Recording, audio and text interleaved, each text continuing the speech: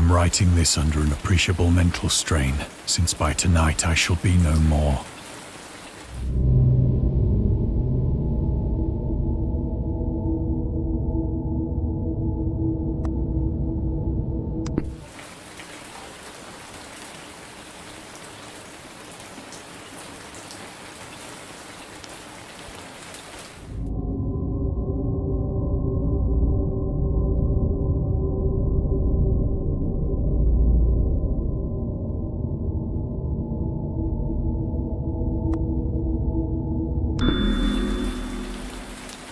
Penniless, and at the end of my supply of the drug which alone makes life endurable, I can bear the torture no longer, and shall cast myself from this garret window into the squalid street below. Do not think from my slavery to morphine that I am a weakling or a degenerate. When you have read these hastily scrawled pages, you may guess, though never fully realize, why it is that I must have forgetfulness or death.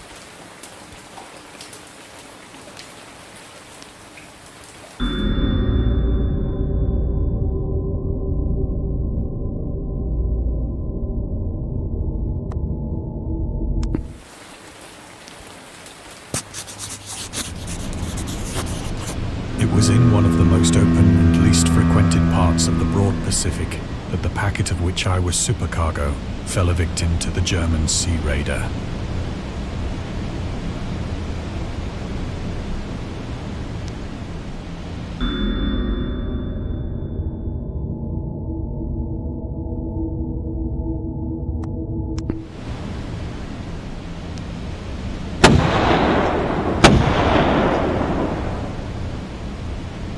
The Great War was then at its very beginning, and the ocean forces of the Hun had not completely sunk to their later degradation.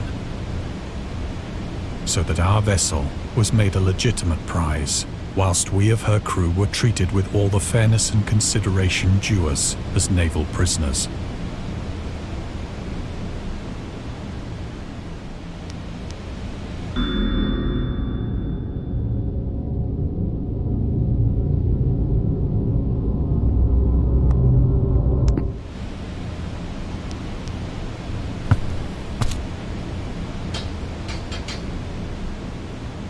So liberal, indeed, was the discipline of our captors, that 5 days after we were taken, I managed to escape alone, in a small boat, with water and provisions for a good length of time.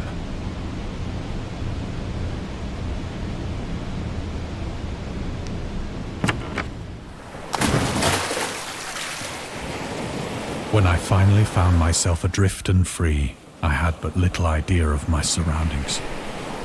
Never a competent navigator, I could only guess vaguely by the sun and stars that I was somewhat south of the equator. Of the longitude, I knew nothing, and no island or coastline was in sight.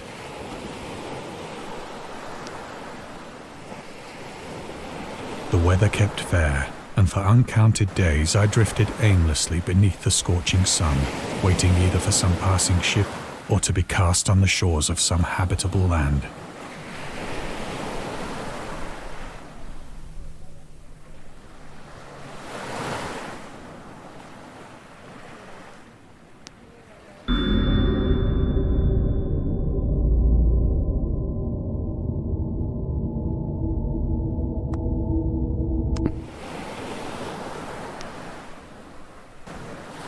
But neither ship nor land appeared, and I began to despair in my solitude upon the heaving vastness of unbroken blue. The change happened whilst I slept. Its details I shall never know, for my slumber, though troubled and dream-infested, was continuous.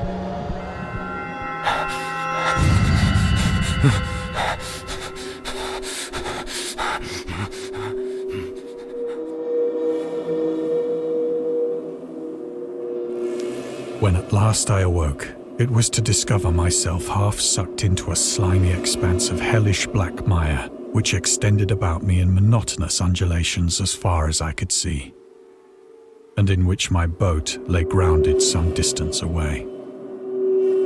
Though one might well imagine that my first sensation would be of wonder at so prodigious and unexpected a transformation of scenery, I was in reality more horrified than astonished. For there was in the air and in the rotting soil a sinister quality which chilled me to the very core. The region was putrid with the carcasses of decaying fish and of other less describable things which I saw protruding from the nasty mud of the unending plain. Perhaps I should not hope to convey in mere words the unutterable hideousness that can dwell in absolute silence and barren immensity. There was nothing within hearing and nothing in sight save a vast reach of black slime. Yet the very completeness of the stillness and the homogeneity of the landscape oppressed me with a nauseating fear. The sun was blazing down from a sky which seemed to me almost black in its cloudless cruelty, as though reflecting the inky marsh beneath my feet.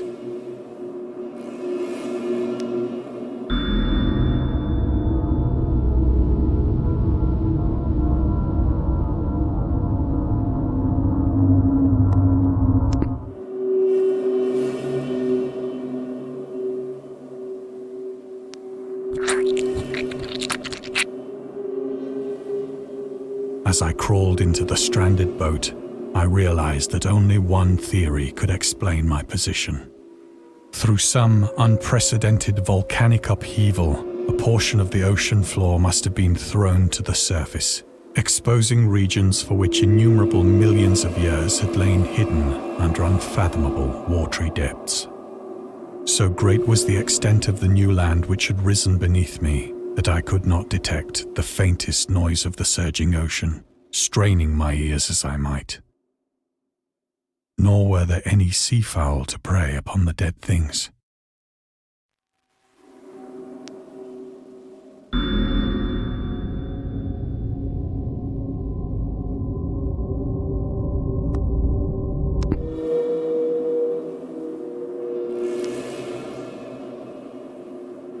For several hours I sat thinking or brooding in the boat, which lay upon its side and afforded a slight shade as the sun moved across the heavens. As the day progressed, the ground lost some of its stickiness and seemed likely to dry sufficiently for traveling purposes in a short time. That night I slept but little, and the next day I made for myself a pack containing food and water, preparatory to an overland journey in search of the vanished sea and possible rescue.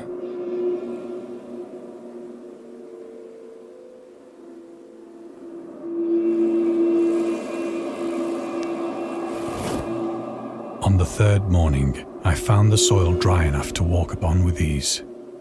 The odor of the fish was maddening, but I was too much concerned with graver things to mind so slight an evil, and set out boldly for an unknown goal.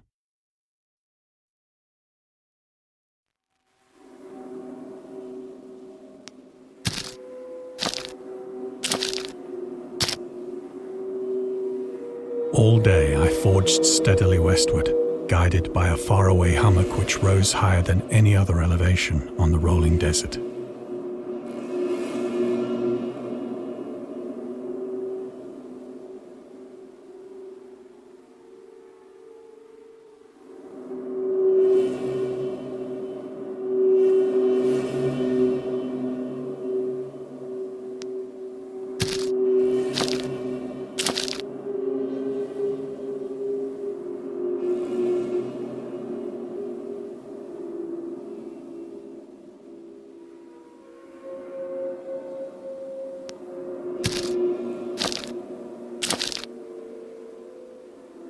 That night, I encamped, and on the following day still travelled toward the hummock, though that object seemed scarcely nearer than when I had first espied it.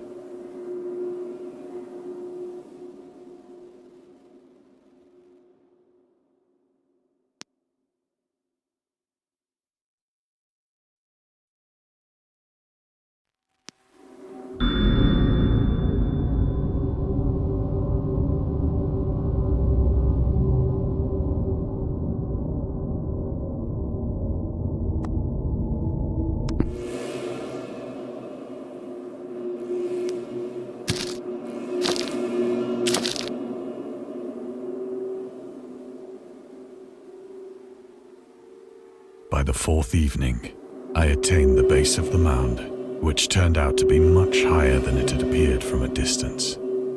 An intervening valley setting it out in sharper relief from the general surface. Too weary to ascend, I slept in the shadow of the hill. I know not why my dreams were so wild that night, but ere the waning and fantastically gibbous moon had risen far above the eastern plain, I was awake in a cold perspiration, determined to sleep no more. Such visions as I had experienced were too much for me to endure again, and in the glow of the moon I saw how unwise I had been to travel by day. Without the glare of the parching sun, my journey would have cost me less energy. Indeed, I now felt quite able to perform the ascent which had deterred me at sunset. Picking up my pack, I started for the crest of the eminence.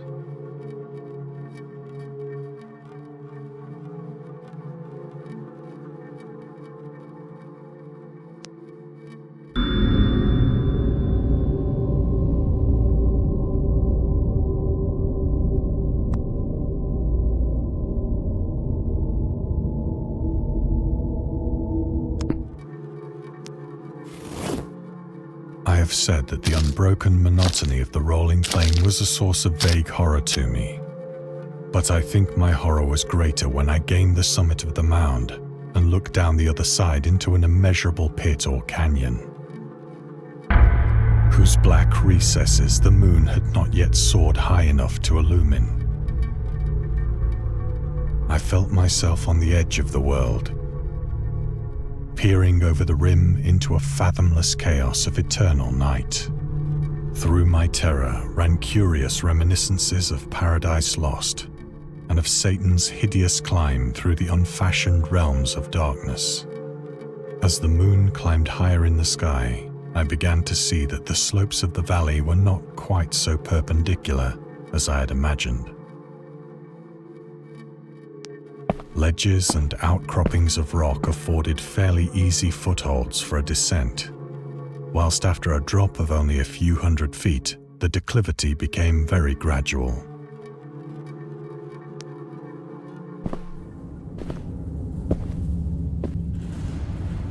Urged on by an impulse which I cannot definitely analyze, I scrambled with difficulty down the rocks and stood on the gentler slope beneath, gazing into the Stygian deeps, where no light had yet penetrated. All at once, my attention was captured by a vast and singular object on the opposite slope, which rose steeply about 100 yards ahead of me, an object that gleamed whitely in the newly bestowed rays of the ascending moon.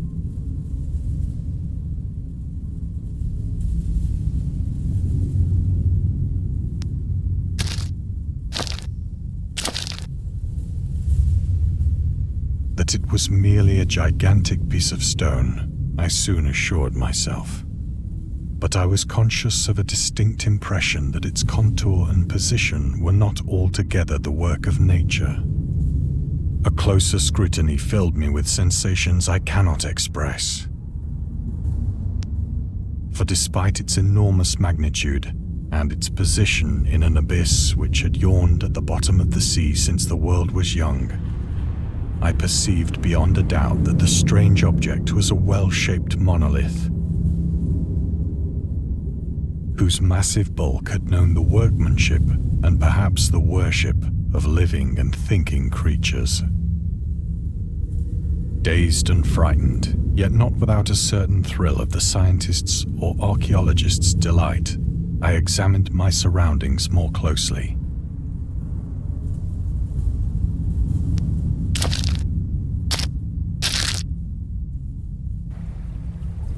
The moon, now near the zenith, shone weirdly and vividly above the towering steeps that hemmed in the chasm, and revealed the fact that a far-flung body of water flowed at the bottom, winding out of sight in both directions and almost lapping my feet as I stood on the slope.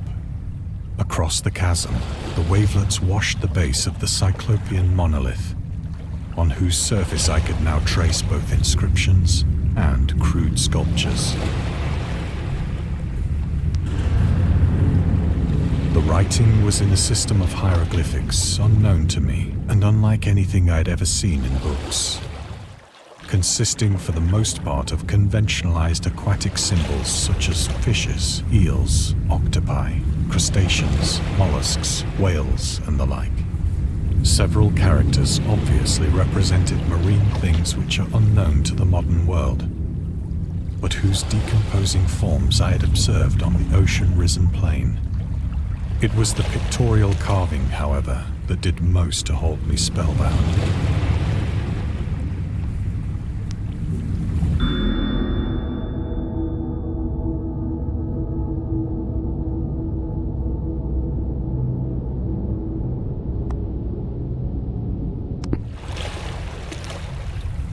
Plainly visible across the intervening water on account of their enormous size were an array of bas-reliefs whose subjects would have excited the envy of a Doré. I think that these things were supposed to depict men, at least a certain sort of men, though the creatures were shown disporting like fishes in the waters of some marine grotto, or paying homage at some monolithic shrine which appeared to be under the waves as well. Of their faces and forms I dare not speak in detail, for the mere remembrance makes me grow faint. Grotesque beyond the imagination of a Poe or a Bulwer, they were damnably human in general outline, despite webbed hands and feet, shockingly wide and flabby lips, glassy, bulging eyes, and other features less pleasant to recall. Curiously enough, they seemed to have been chiseled badly out of proportion with their scenic background, for one of the creatures was shown in the act of killing a whale, represented as but little larger than himself. I remarked, as I say, their grotesqueness and strange size, but in a moment decided that they were merely the imaginary gods of some primitive fishing or seafaring tribe. Some tribe whose last descendant had perished eras before the first ancestor of the Piltdown or Neanderthal man was born.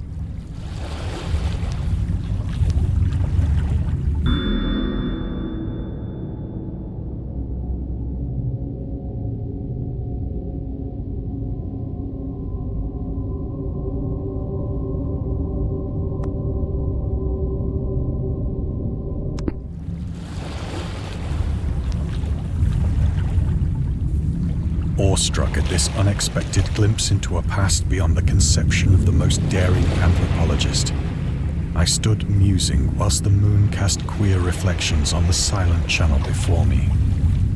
Then, suddenly, I saw it. With only a slight churning to mark its rise to the surface, the thing slid into view above the dark waters. Fiend-like and loathsome, it darted like a stupendous monster of nightmares to the monolith, about which it flung its gigantic scaly arms, while it bowed its hideous head and gave vent to certain measured sounds. I think I went mad then. Of my frantic ascent of the slope and cliff, and of my delirious journey back to the stranded boat, I remember little.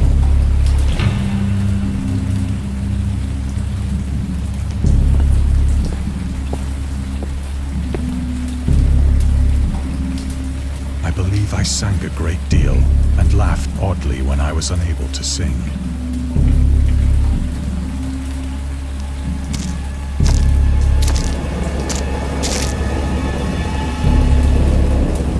Indistinct recollections of a great storm sometime after I reached the boat. At any rate, I know that I heard pearls of thunder and other tones which nature utters only in her wildest moods.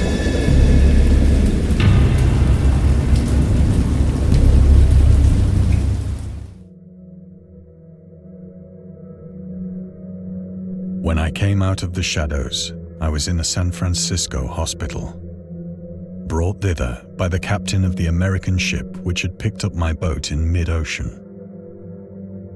In my delirium, I had said much, but found that my words had been given scant attention. Of any land upheaval in the Pacific, my rescuers knew nothing. Nor did I deem it necessary to insist upon a thing which I knew they could not believe.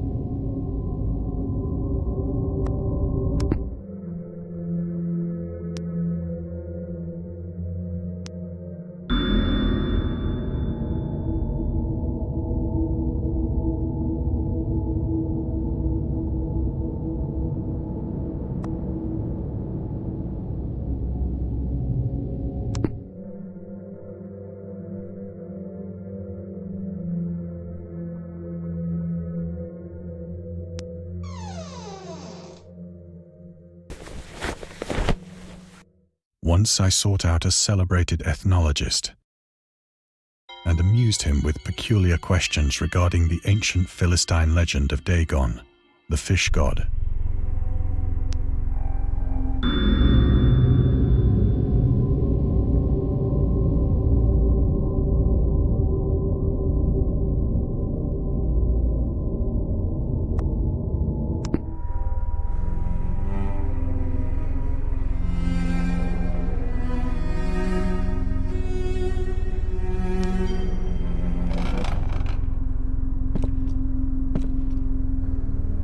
But soon perceiving that he was hopelessly conventional, I did not press my inquiries.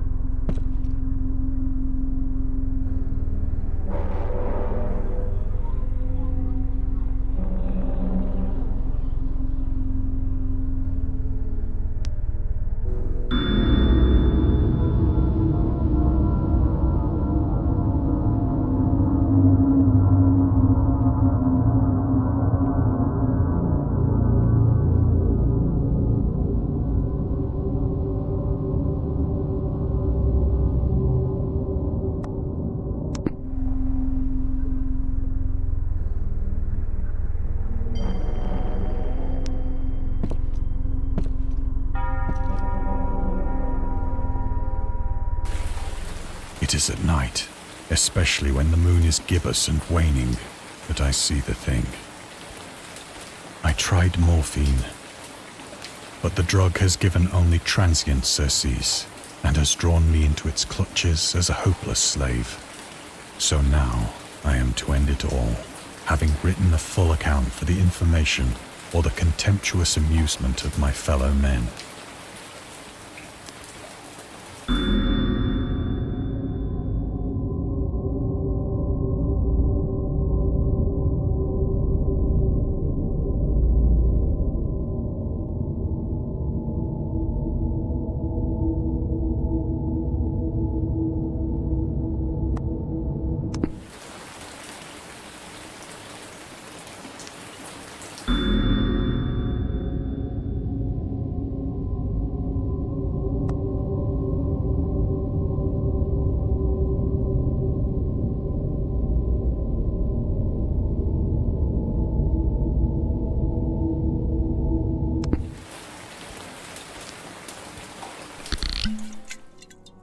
Often, I ask myself if it could not all have been a pure phantasm. A mere freak of fever as I lay sun-stricken and raving in the open boat, after my escape from the German man of war. This I ask myself, but ever does there come before me a hideously vivid vision in reply. I cannot think of the deep sea without shuddering at the nameless things that may at this very moment be crawling and floundering on its slimy bed, worshipping their ancient stone idols and carving their own detestable likenesses on submarine obelisks of water-soaked granite. I dream of a day when they may rise above the billows to drag down into their reeking talons the remnants of puny, war-exhausted mankind. Of a day when the land shall sink and the dark ocean shall ascend amidst universal pandemonium.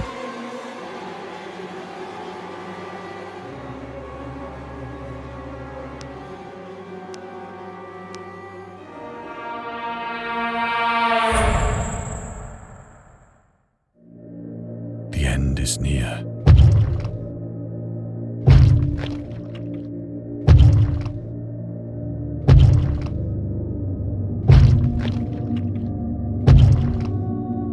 I hear a noise at the door, as of some immense slippery body lumbering against it.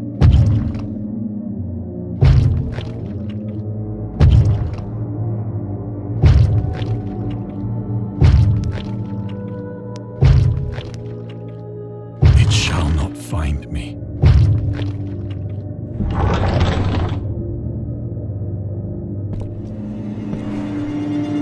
God, that hand!